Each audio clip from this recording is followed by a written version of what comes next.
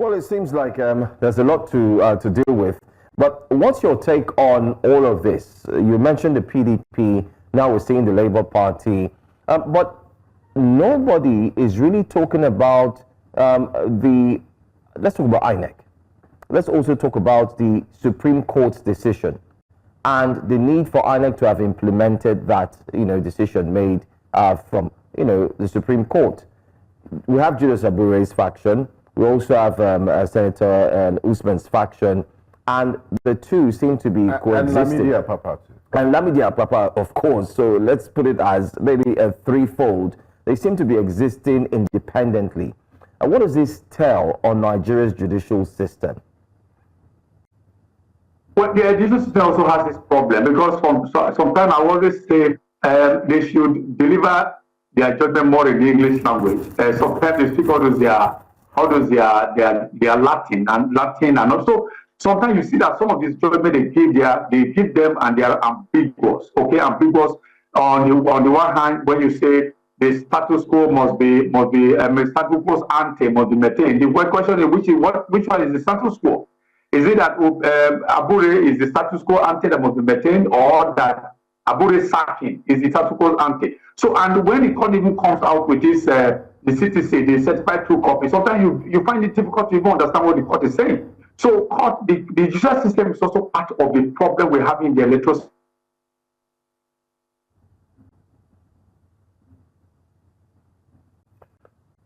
Hello, Mr. Edo, are you there?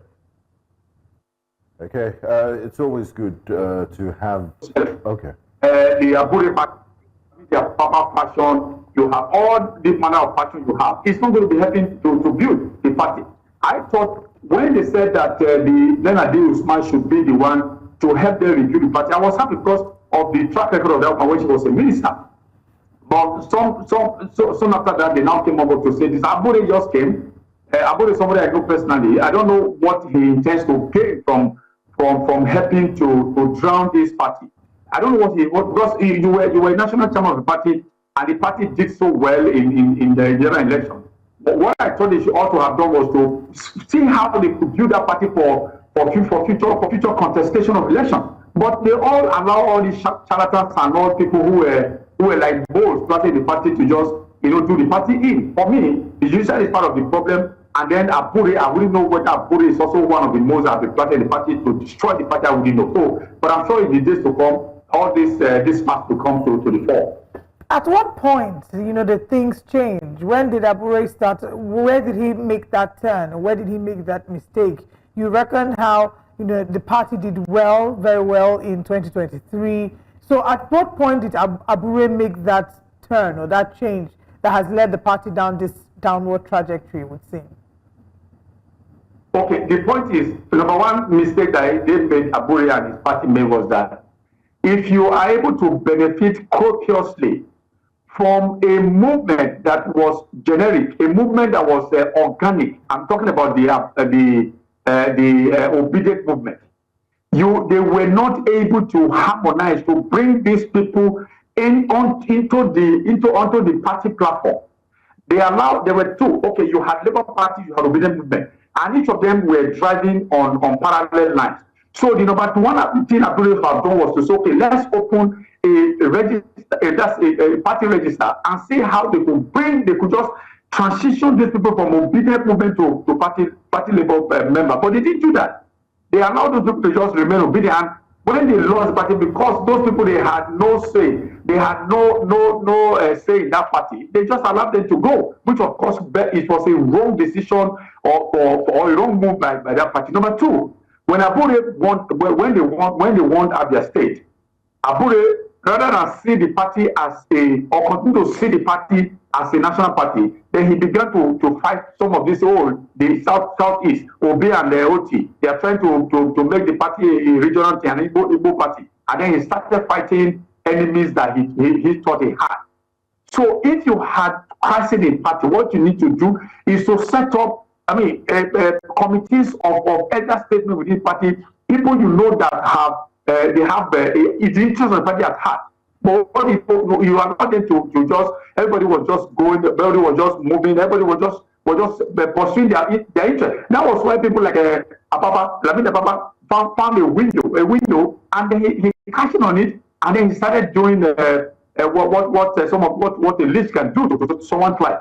So for me, Abure is one of the problem, and then the judicial system that often come out with ambiguous pronouncement. They are also part of the problem that we have in the bureau of all these the political parties and towards elections.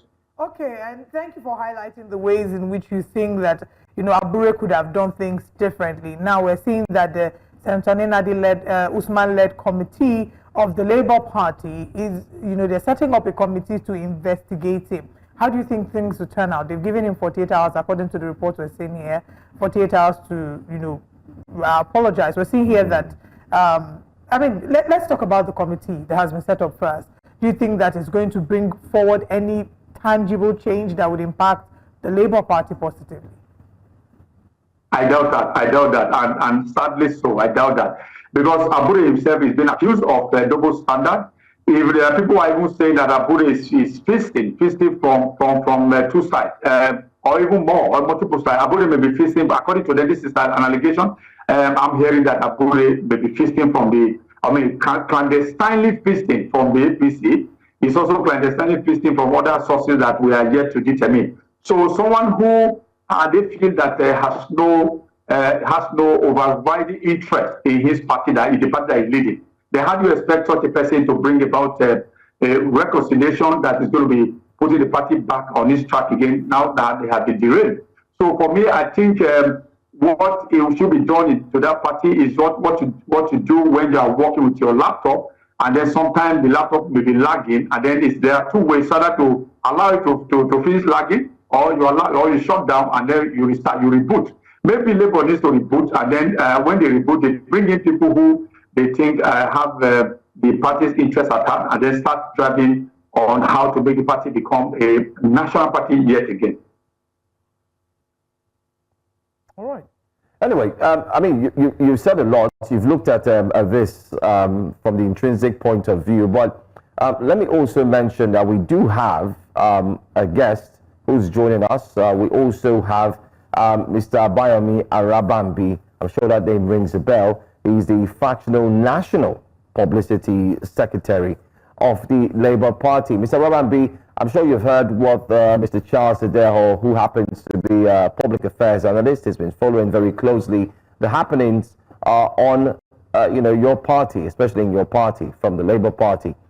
You were also live on the station yesterday talking tough about the sanctions that have come from the different quarters of the same party. Can you shed more light on this entire scenario where you have one faction, trying to suspend another faction, and another faction is also trying to suspend members of the same political party? What is really happening with the Labour Party? Are you sure this party would stand the test of time ahead of 2027? Well, thank you very much. There is no faction in Labour Party. I heard that gentleman say Supreme Court is not ambiguous, they were not straightforward. Yeah, they were. Because even in PDP, Udi Anya took Udi to court. He lost. Anya lost. He took it, Anya filed an appeal, he lost. But Supreme Court dismisses the other two judgments that ab initio they were not supposed to, somersaulted into the internal of the political party. You see, they are only trying to make the party to be stronger. And that's why they say it is not justiciable. But let me tell you, what is happening in the Labour Party is beyond what most of you are saying. It's actually as a result of people who rig us out of 2023 election. And the two people responsible for this rigging of Labour is Peter Obi and Adesoti. And I'm going to set the record straight, because now, we are now at the crescendo where far out of the Labour to Nigerians.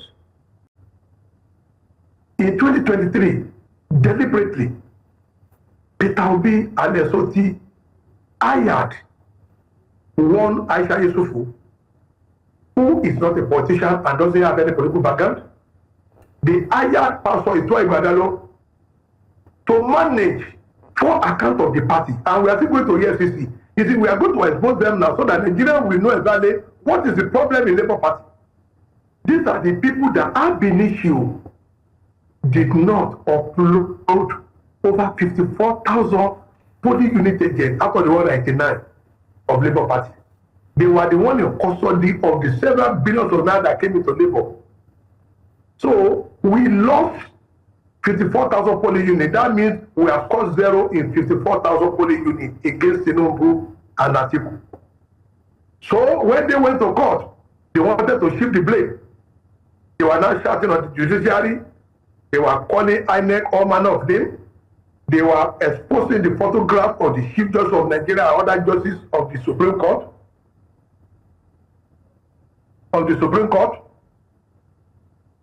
Please go ahead, we can hear you. Yes, and other judges of the Supreme Court, just for them to cover up, what they were doing. Now, in the build up to that, we told them that look, we cannot continue to lie to Nigerians. Let us rebuild our house against 2027. And what did they do? They started donating money. Do you know that we were unable to pay our agents? If you Google, you will hear Akiochitokun, the man that they imported from Zenny Labour into our party as the Director General when the EFCC, the court to EFCC find guilty our former DG. May God, bless his soul, because he's dead now. So they were not trying. The man said they were unable to pay party agents. Now a party that was unable to pay party agents, we now have a president candidate donating 50 million, 30 million to people, which is not bad, but you are unable to pay 10,000, even to the remaining 130 something thousand agents. So those people did not release our result sheet, and that was why we failed, to go to court with our Formisio 8A. That was why we failed to go to court. But in order for them to cover up, they started, manufacturing all manner of lies, especially Peter Obi. And if you see, during the government election in Edo State, we have a candidate. And also as far as Gadalo just you will be surprised. I'm coming. I'd like to comment at this point so we can keep track of all these allegations. No, that is, and these are very weighty allegations. No, that is what I'm expecting. No, you see, most of what they are doing is not what happens. That's what you see. I have the permission of the party to expose this illegality. What happened was that because of the stealing, because of the manifest corruption that they did, they want to cover it up, and that was what prompted Itu Egadalo to go and vote for PDP, his brother, knowing fully well that these were the people that kept our money for raising benefit to them, and we failed the election. So let me make it very clear. So why have you waited up to now before you made this allegation? Election, we were rigged by Peter Obi and Alessoti and the so-called obedience. Now, so this issue at hand. When you committed a crime, you don't need to cover it up. You need to work to Nigerians and to the party. And all of you saw when Peter Obi said obedience are bigger than the party. That is bad, and that nobody's going to take that. Where they are coming from, they cannot do that, and they cannot come and think, oh, the people here, they can lord themselves over us. And what are the people we are talking about? And Alessoti has run in Africa, in PDP, in APC, in faith. You came to Labour Party. They do not make our party. Party normally make individual. Individual cannot make a party. It is the opposite way around. Now, you now said, during the restraining order, do not forget, this Peter Obi and Alessoti, they went to Asaba. Because Ababa was a Yoruba man, they went to Asaba to go and extend the tenure of Abure. When this issue of corruption they are talking about happens, I was the main person behind this case. They called us all manner of names simply because they don't want Ababa as the national chairman.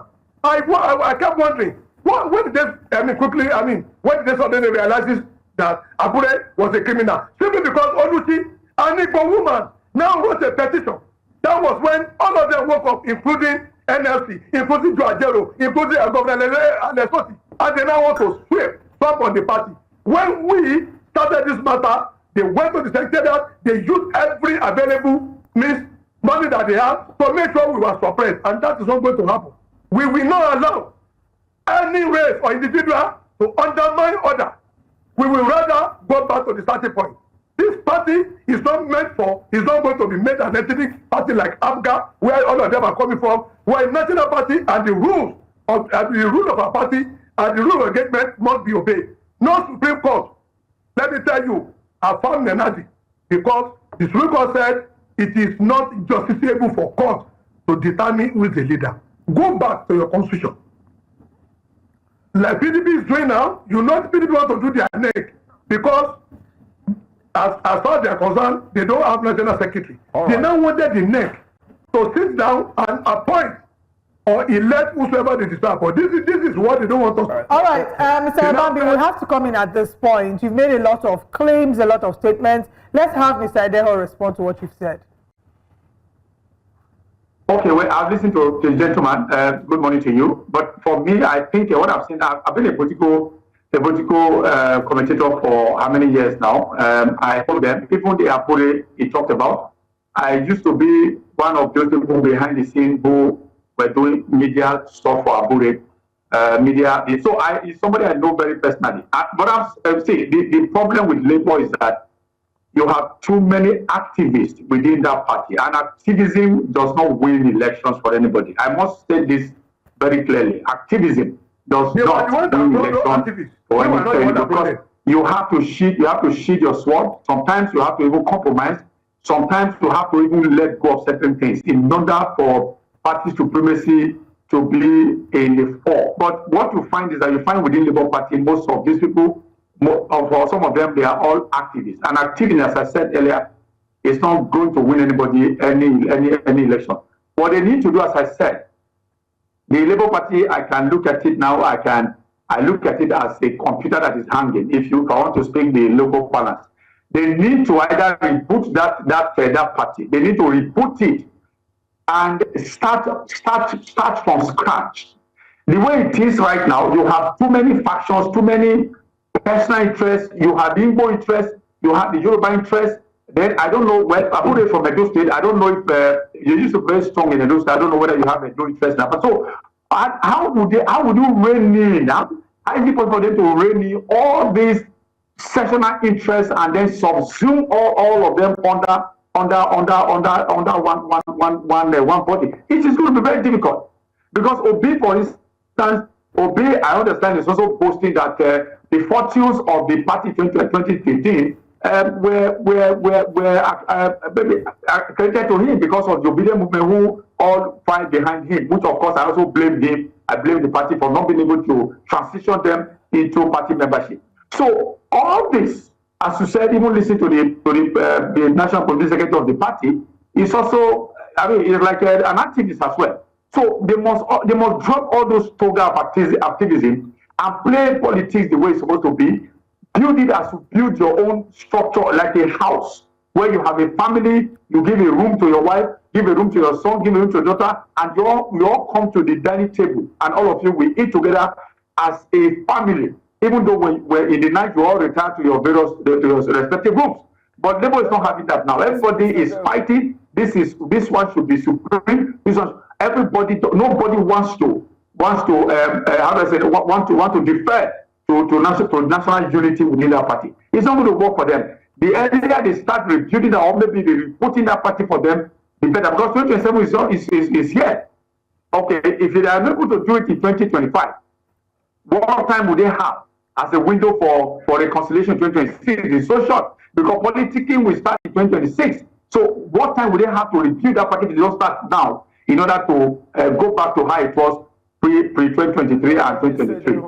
I'm happy you raised those points. Just before we go, if you can, in 30 seconds, is the Labour Party ship can it be salvaged? And is it internal, or do you think it's the workings of the do we see the hands of the ruling party in the internal crisis in the Labour Party, as we've seen also in the PDP, or is the Labour Party's own doing?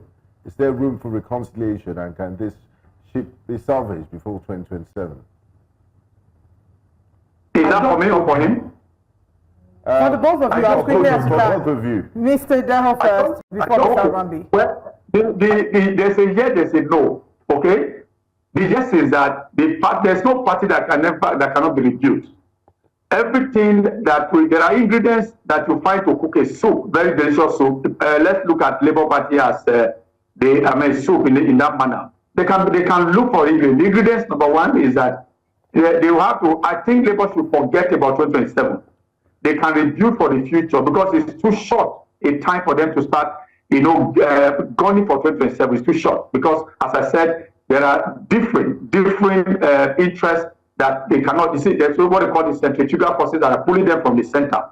So, how will they be able to muster that and bring everybody under one umbrella to say they want to drive labor system? They go very difficult between 2027. Okay. Now, the PDP, after they lost election in 2015, the party soul was destroyed. The man of speaking, you had the Shikafi and I forgot the other name, Bunu Sherif or something. I can't remember, that tore the soul of the party apart.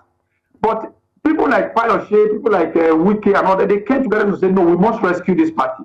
And then they began to, put building blocks one by one, and they reviewed that party. You saw what they did in 2020, 2023. Okay. And that was the party that was almost drowning, or even called drowning in 2020, 2015. No, that's 2015. The man speaking. So Labour has to also borrow a leaf from the experience of Deho, I need to interject at this point. Mr. Deho, we need to wrap up the conversation at this point because we need. Mr. Deho, can you hear me? Unfortunately, I have to interject at this point because we need Mr. Arabambi to also speak. We have 30 seconds with him as quickly as you can. Please share your thoughts on the Labour Party and the ability of the party to survive the infraction going on within the party. Well, thank you very much. We are going to survive, this onslaught from all of these people who call themselves a redeemer. I need to make a point.